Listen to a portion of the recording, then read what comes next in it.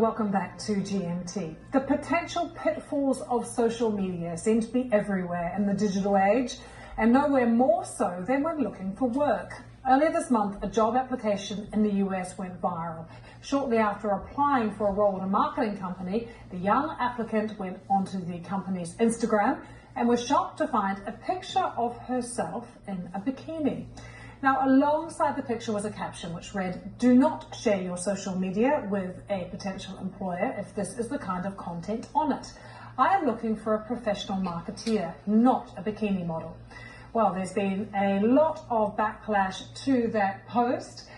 Let's take you to New York now, because I'm joined from there by Dr. Uzma Syed, who is a business owner and the founder of Align US, an organization which helps bridge the gap between the classroom and real-world experience for high school students. Uzma, good to see you.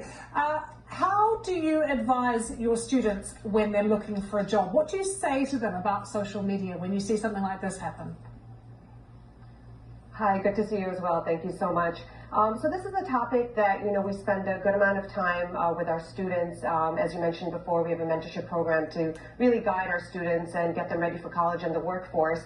And social media, as you know, is a platform that's readily available for all the youth, and children as young as 10, 11, and 12 are really getting exposed to it because, it's accessible and it's all around us. So we really teach them to be responsible users of social media and the internet, and just for them to realize that at a very young age and very early on, they're sort of developing their fingerprint for the social media and the world out there.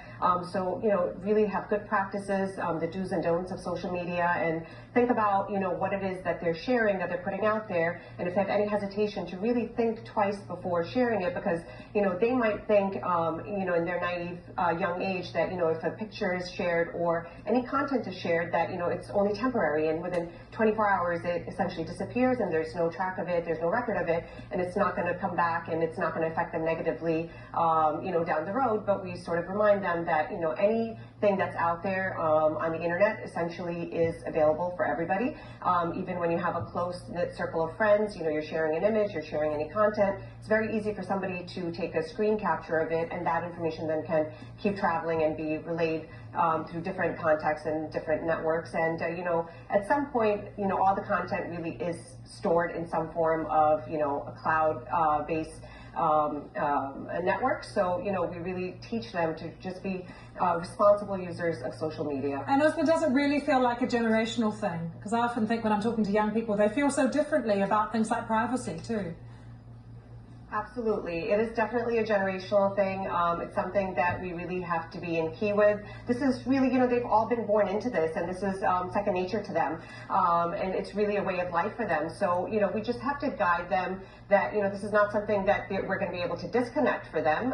It's just you have to be responsible and think about, the consequences of something that may affect you negatively down the road. But at the same time, also do show them good habits and good practices and teach them that sharing things that are positive is also going to have positive impacts. So whether they're doing an act of kindness or volunteering their time, just to promote growth and positive outlooks in life, in school, and in the workforce, these are things that we also guide them for. Because is the reality, Uzma, that employers are always looking at people's social media profiles now? They're trying to assess character or get a glimpse into someone's life to decide whether or not they want to hire them? Right. So there's a very fine line that's there between, personal and private life, and it's really tricky because everything is so accessible and it's so easy to get this information.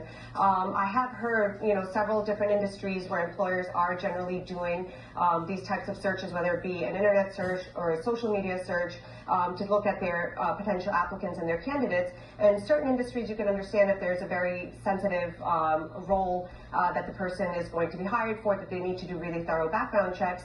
But it becomes very difficult because, there is a point, there is freedom of speech, there is, freedom of thought. And so, a person's personal information really, should stay personal, but when it's out there, there is access for other people to see. So, it is sort of becoming common practice where people in different industries are sort of going that route. And I think for that reason, we are really encouraging young people to be,